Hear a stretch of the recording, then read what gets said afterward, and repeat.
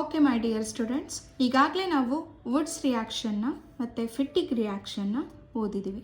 Okay, Woods ರಿಯಾಕ್ಷನಲ್ಲಿ ಏನು ಮಾಡ್ತೀವಿ? ಸೋಡಿಯಂ ಮೆಟಲ್ನ 2 moles ಆಫ್ ಹ್ಯಾಲೋ ಆಲ್ಕೇನ್ಸಿಗೆ ರಿಯಾಕ್ಟ್ ಮಾಡಿಸ್ತೀವಿ. ಓಕೆ, ಫಿಟ್ಟಿಕ್ ರಿಯಾಕ್ಷನಲ್ಲಿ 2 moles ಆಫ್ ಸೋಡಿಯಂ ಮೆಟಲ್ನ 2 moles ಆಫ್ ಹ್ಯಾಲೋ ಅರೀನ್ಸಿಗೆ ರಿಯಾಕ್ಟ್ ಮಾಡಿಸ್ತೀವಿ.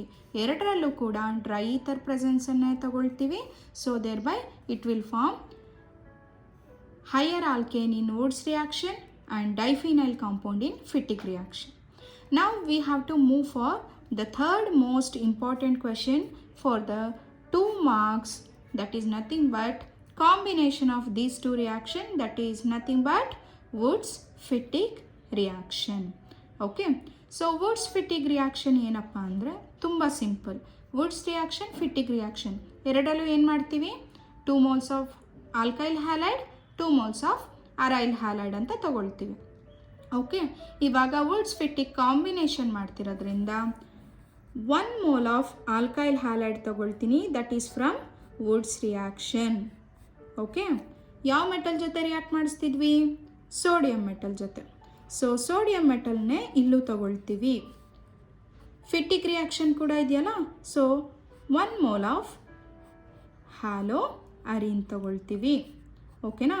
Instead of taking 2 moles of alkyl halides or 2 moles of haloarenes, we are going to take 1 mole of alkyl halide and 1 mole of aryl halide. Okay, ಈ sodium metal ಏನಾಗುತ್ತೆ? Na+ ಅಂತ split ಆಗುತ್ತೆ. Okay, ಇಲ್ಲೂ ಕೂಡ ನಾವು dry ether ಪ್ರೆಸೆನ್ಸನ್ನೇ ತಗೊಳ್ತೀವಿ. So in presence of dry ether solvent ನಿಮಗೆ ಏನು ಬರುತ್ತೆ ಪ್ರಾಡಕ್ಟು? ಇಲ್ಲಿ ಆಲ್ಕೈಲ್ ಹ್ಯಾಲೈಡಲ್ಲಿ ನಿಮಗೆ ಈ ಬಾಂಡ್ ಬ್ರೇಕ್ ಆಗುತ್ತೆ. ಹ್ಯಾಲೋಜನ್ ಜೊತೆ ಒಂದು ಸೋಡಿಯಂ ರಿಯಾಕ್ಟ್ ಆಗುತ್ತೆ. ಇಲ್ಲಿ ಅರೈಲ್ ಹ್ಯಾಲೈಡ್ ಜೊತೆನೂ ಬೆನ್ಸಿನ್ ರಿಂಗ್ ಮತ್ತು ಹ್ಯಾಲೋಜನ್ ಅವೆರಡು ಬಾಂಡ್ ಬ್ರೇಕ್ ಆಗುತ್ತೆ. ಈ ಹ್ಯಾಲೋಜನ್ ಕೂಡ ಸೋಡಿಯಂ ಜೊತೆಗೆ ಹೋಗುತ್ತೆ. So thereby you will get 2 moles of NaX. ನೋಡಿ, ಇಲ್ಲಿ 1 mole NaX ಆಲ್ಕೈಲ್ ಹ್ಯಾಲೈಡಿಂದ ಬಂದಿದ್ರಲ್ಲಿ, ಇನ್ನೊಂದು NaX ಎಲ್ಲಿಂದ ಬರುತ್ತೆ? ಅರೈಲ್ ಹ್ಯಾಲೈಡಿಂದ. ಸೊ 2 moles ಆಫ್ NaX ಬರುತ್ತೆ. ಓಕೆನಾ? ಇನ್ನು ಉಳಿದಿದ್ದು ಏನು ಉಳಿತು ನಮಗೆ? ಇಲ್ಲಿ R ಗ್ರೂಪ್ ಇದೆ, ಇಲ್ಲಿ ಬೆನ್ಸಿನ್ ರಿಂಗ್ ಇದೆ. So R group and benzene ring ಒಂದಕ್ಕೊಂದು ಕಂಬೈನ್ ಆಗಿ you people are going to get alkyl benzene. ಹಾಗಂದರೆ ಇಲ್ಲಿದ್ದಂಥ R ಗ್ರೂಪ್ ಆಲ್ಕೈಲ್ ಗ್ರೂಪ್ ಬೆನ್ಸಿನಿಗೆ ಅಟ್ಯಾಚ್ ಆಗಿ it will give respective alkyl benzene. This is nothing but Wurtz Fittig reaction. So Wurtz Fittig ರಿಯಾಕ್ಷನಲ್ಲಿ ನೀನೇನು ಮಾಡ್ತೀಯಾ? It's a combination of Wurtz and Fittig reaction. So for that you people have to take 1 mole of haloalkane, 1 mole of haloarene along with sodium metal in presence of dry ether, thereby it will give alkyl benzene. ಇಲ್ಲೂ ಕೂಡ ನಿಮಗೆ example ಬರೆಯೋದು ತುಂಬ easy. So ಹೇಗೆ ಬರೀತೀರಾ example? ನಿಮಗೆ ನಾನು example different ಹ್ಯಾಲೋಜನ್ನ ತೊಗೊಂಡು ತೋರಿಸ್ತೀನಿ. ಯಾಕಂದರೆ ತುಂಬ ಸಲ ಈ ಥರ ಕ್ವೆಶನ್ ಅರೈಸ್ ಆಗಿದೆ. ವುಡ್ಸ್ ಫಿಟ್ಟಿಗ್ ರಿಯಾಕ್ಷನಲ್ಲಿ 2 ಹ್ಯಾಲೋಜನ್ನ ಸೇಮ್ ತೊಗೊಂಡು ನಾವು ಸೇಮ್ ಹ್ಯಾಲೋಜನ್ ಮಾಲಿಕ್ಯೂಲ್ ತೊಗೊಂಡು ಪ್ರಾಕ್ಟೀಸ್ ಮಾಡಿಬಿಟ್ಟಿರ್ತೀವಿ. ಬಟ್ ಎಕ್ಸಾಮಲ್ಲಿ ನಿಮಗೆ ಡಿಫ್ರೆಂಟ್ ಹ್ಯಾಲೋಜನ್ ಕೊಟ್ಟಾಗ you people may get confuse. So for that ನಾನಲ್ಲಿ ನಿಮಗೆ ಡಿಫ್ರೆಂಟ್ ಹ್ಯಾಲೋಜನ್ನೇ ತೊಗೊಂಡು ಇಲ್ಲಿ ಎಕ್ಸ್ಪ್ಲೈನ್ ಮಾಡ್ತೀನಿ ಎಕ್ಸಾಂಪಲ್ನ. So it will be easy for you people. Alkyl group methyl ತಗೊಳ್ತೀನಿ. ಹ್ಯಾಲೋಜನ್ ಫಸ್ಟ್ ಹ್ಯಾಲೋಜನ್ ಕ್ಲೋರಿನ್ ತಗೊಳ್ತೀನಿ. Okay, so next 2 moles of sodium metal ತಗೊಳ್ತೀವಿ. ಅರೈಲ್ ಹ್ಯಾಲೈಡ್ ತಗೊಳ್ಬೇಕಾದ್ರೆ ಬೆನ್ಸಿನ್ ರಿಂಗ್ ಜೊತೆಗೆ ನಾನು ಕ್ಲೋರಿನ್ ತಗೊಳ್ಳಲ್ಲ. Instead of that I am going to take bromine. Chlorine ತಗೊಳ್ಬಾರ್ದ ಅಂತ ಏನಿಲ್ಲ, you can take even chlorine. Same halogen ತಗೊಳ್ಬೋದು. ಡಿಫ್ರೆಂಟ್ ಹ್ಯಾಲೋಜನ್ ಕೂಡ ತೊಗೊಳ್ಬೋದು. ಬಟ್ ನಿಮಗೆ most of the time different halogen ತೊಗೊಂಡಾಗ ಏನು ರಿಯಾಕ್ಷನ್ ಆಗುತ್ತೆ ಅಂತಲೇ ಕ್ವೆಶನ್ ಬಂದಿರೋದು. ಸೊ ಫಾರ್ ದಟ್ ನಾನು ಡಿಫ್ರೆಂಟ್ ಹ್ಯಾಲೋಜನ್ ತೊಗೊಂಡೆ ಎಕ್ಸಾಂಪಲ್ನ ಎಕ್ಸ್ಪ್ಲೇನ್ ಮಾಡ್ತೀನಿ. ಇಲ್ಲೂ ಕೂಡ ಮೀಥೈಲ್ ಮತ್ತು ಕ್ಲೋರೈಡ್ ಏನು ಹ್ಯಾಲೋ ಆಲ್ಕೇನ್ ತೊಗೊಂಡಿದ್ದೀವಿ, ಆ ಮೀಥೈಲ್ ಕ್ಲೋರೈಡ್ ಬಾಂಡು ಬ್ರೇಕ್ ಆಗುತ್ತೆ. ಇಲ್ಲಿ ಬೆನ್ಸಿನ್ ಮತ್ತು ಬ್ರೋಮಿನ್ ಬಾಂಡು ಬ್ರೇಕ್ ಆಗುತ್ತೆ.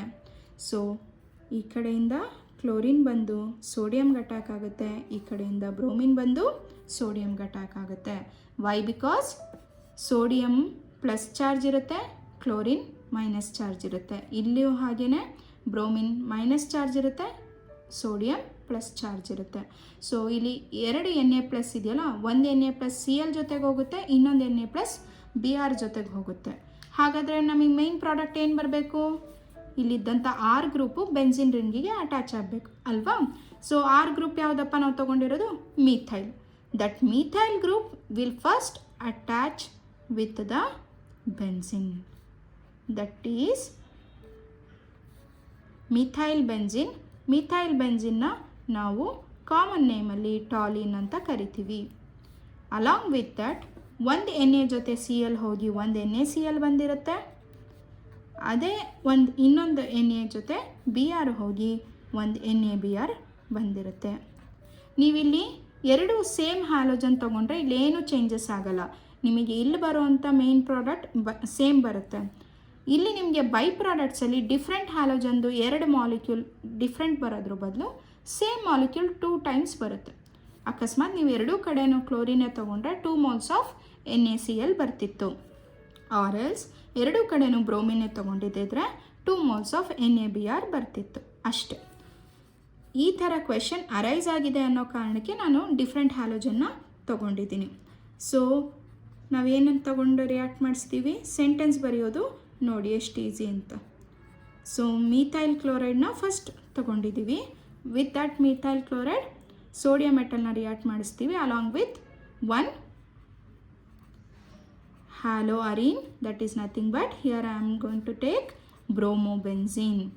ಓಕೆ, ಟ್ರೈ ಈಥರ್ ಪ್ರೆಸೆನ್ಸಲ್ಲಿ ರಿಯಾಕ್ಟ್ ಮಾಡಿಸ್ತೀವಿ, ಆವಾಗ ನಿಮಗೆ ಟಾಲಿನ್ ಆರ್ ಮೀಥೈಲ್ ಬೆನ್ಸಿನ್ ಬರುತ್ತೆ. ಮೀಥೈಲ್ ಬೆನ್ಸಿನ್ನೇ ನಾವು ಕಾಮನ್ ನೇಮಲ್ಲಿ ಟಾಲಿನ್ ಅಂತ ಹೇಳ್ತೀವಿ. ಇದು ಮೋಸ್ಟ್ ಇಂಪಾರ್ಟೆಂಟ್ ಪಾಯಿಂಟ್ ಕಂಡ್ರೋ, ನೆನ್ಪಿಟ್ಕೊಬೇಕು ನೀವು. ಯಾಕಂದರೆ CH3 ಗ್ರೂಪು ಮೀಥೈಲ್ ಗ್ರೂಪು ಡೈರೆಕ್ಟಾಗಿ ಬೆನ್ಸಿನಿಗೆ ಅಟ್ಯಾಚ್ ಆಗಿದ್ರೆ ಆವಾಗ ನಾವು ಮೀಥೈಲ್ ಬೆನ್ಸಿನ್ ಅಂತ ಹೇಳ್ತೀವಿ, ಅದನ್ನೇ ಕಾಮನ್ ನೇಮಲ್ಲಿ ಟಾಲಿನ್ ಅಂತ ಹೇಳ್ತೀವಿ. ಸೊ ಟಾಲಿನ್ ಅಂತ ಹೇಳಿದ ತಕ್ಷಣ ನಿಮಗೆ ಮೀಥೈಲ್ ಗ್ರೂಪು ಬೆನ್ಸಿನಿಗೆ ಅಟ್ಯಾಚ್ ಆಗಿದೆ ಅನ್ನೋ ಪಾಯಿಂಟು ನೆನಪಾಗಬೇಕು. ಸೊ ಇವಾಗ ಇದನ್ನು ಸೆಂಟೆನ್ಸ್ ಫಾರ್ಮೇಷನಲ್ಲಿ ಹೇಗೆ ಹೇಳೋದು? Simple. When methyl chloride and bromobenzene reacts with sodium metal in presence of dry ether gives toluene or methyl benzene as main product. Okay, this is nothing but Woods-Fittig reaction, which is most important question for 2 marks. Okay.